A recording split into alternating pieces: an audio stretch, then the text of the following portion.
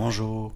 Dernièrement, j'ai eu un correspondant, puis j'ai fait une démonstration pour lui expliquer quelque chose, pour lui montrer quelque chose, parce qu'il n'y a pas question réellement d'une explication au fond. Et je me suis dit, tant qu'à tant qu'à faire, je suis aussi bien de faire la même démonstration pour tout le monde.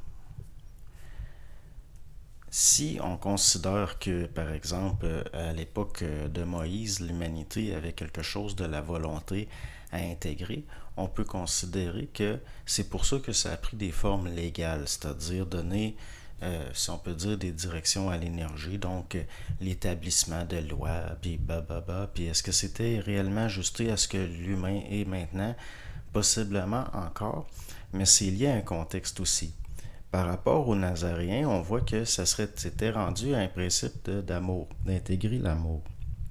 C'est pour ça que ça semble s'être traduit, entre autres, par de la guérison de malades et puis la capacité de comprendre ce qui était réellement, si on peut dire, la communication avec les plans au sens de la prière, entre autres. Et puis il y avait une intégration de l'amour, donc des choses liées à l'énergie. Si on considère ce qui nous a été dit par Bernard, il y aurait l'intégration de la créativité, donc de l'intelligence, qui s'en vient. Et même si ça a l'air prétentieux, il semblerait, je ne suis pas dans l'assertion, il semblerait que le supramental soit lié à l'intégration de l'intelligence. Le problème, c'est que sur Terre, jusqu'à maintenant, vu que l'être humain n'est pas créatif, qu'il ne semble pas avoir intégré le principe de l'intelligence, nous sommes sous le joug de science, entre guillemets, au niveau de ce qui s'est traduit par les religions organisées, l'ésotérisme et ces choses-là, des sciences polarisées lucifériennes. Or, l'intégration de l'intelligence reliée au fait de faire éclater ces formes-là et de voir les lois au-delà de ces formes-là. Donc, je vais essayer de faire la même démonstration au niveau, pas d'expliquer quelque chose, mais d'essayer de faire comprendre des principes de base qui semblent n'avoir jamais été vus par les gens qui sont dans ces fricassés, ces espèces de giblottes-là qu'on appelle l'ésotérisme et que personnellement je déteste. Et c'est pas au sens d'une haine, mais au sens du fait que je suis lassé, je veux dire, nous sommes lassés, mais des fois je me sens plusieurs. Et donc, si on prend un symbole qui a été répandu partout sur Terre, notamment à l'âge du bronze, comme le Magan David, l'étoile de David, ça fait ça comme ça. Et un autre symbole qui semble être venu du chamanisme d'Eurasie avant d'être un des symboles importants du taoïsme, le yin-yang.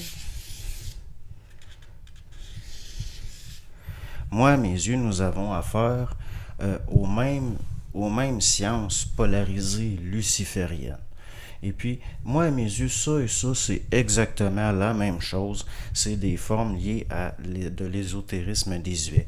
Ça et ça, c'est exactement la même chose. Et il n'y a jamais personne qui... C'est comme c'est de la science de certains cernettes, si on peut dire. Moi, à mes yeux, il y en a qui vont peut-être être choqués de ce que je dis, mais ça et ça, c'est exactement la même chose. Ça, c'est pas réel, ça, c'est pas réel en dehors de la matière polarisée, densifiée. Et pourquoi j'ose dire ça? Eh bien, si nous prenons un triangle, je suis un peu mal placé, là, puis que, bon, il n'est pas très beau, là, je suis très mal placé, et que nous le chiffrons, moi, je considère que ça et le triangle, c'est la même chose. Pourquoi je considère ça?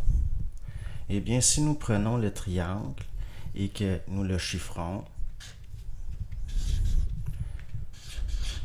et que nous prenons cette forme-là et que nous la faisons vibrer plus haut et que nous en faisons, si on peut dire, une sorte de spaghettisation sur une ligne qu'on sépare en trois et que nous chiffrons ça 1, 2, 3, étant donné que c'est une ligne brisée, mais ça reste la même ligne quand même. Eh bien, si on considère, on prend un mouvement atomique où il n'y a plus de lignes brisées, eh bien, ça fait ça comme ça. 1, 2, 3. Et là, il pourrait y avoir un retour à 1 par ici ou par là, puis ça fait la même forme. Donc, un triangle et ça, c'est la même chose. Et ça ici plus haut, c'est la même chose. C'est la même science luciférienne planétaire densifiée, polarisée. Et parmi les choses, moi, que j'ai découvertes, notamment ce qu'on a appelé le caducée d'Hermès, qui est une clé de l'énergie. Une fois que c'est compris qu'on en fait une géométrie oscillatoire, moi, il y a une dizaine d'années, je suis arrivé à des formes comme ça. Voyez?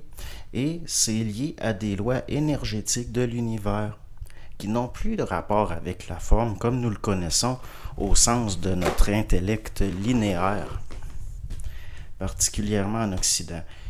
Les Occidentaux sont des êtres extrêmement structurels et linéarisés au niveau de leur intellect, c'est-à-dire de la façon de coordonner l'énergie psychique qu'ils captent et de l'intellectualiser. Or, nous sommes à un temps où il va falloir aller au-delà de l'intellect. Le génie, ce n'est pas intellectuel, c'est une fulgurance.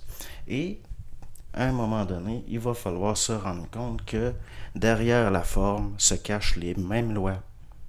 Et ainsi donc, le serpent sornette perd de sa puissance puisque c'est par la science qu'il nous vend par chantage. Et là, j'irais jusqu'à dire que ça se traduit socialement au sens de nos civilisations décadentes. Que ça se traduit. Il y a un chantage et une domination qui s'exerce par la connaissance. Ça, c'est de la connaissance, puis ça, c'est de la connaissance. Ça, c'est de la connaissance, ça, c'est de la connaissance. Mais le fait que ça et ça, c'est exactement la même chose, ça, c'est du savoir. Donc, c'est ce que j'avais à dire. Bonne journée.